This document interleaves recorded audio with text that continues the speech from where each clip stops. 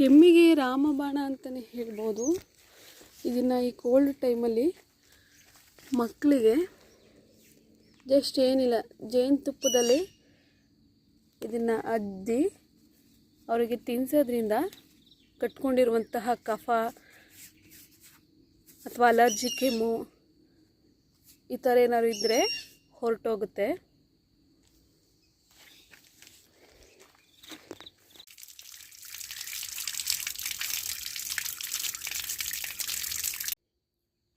ಅದು ಪ್ಯೂರ್ ಜೇನಲ್ಲಿ ಮಾತ್ರ ಈ ರೀತಿ ನೀವು ಅದ್ದಿ ಮಕ್ಕಳಿಗೆ ಕೊಡಬೇಕಾಗತ್ತೆ.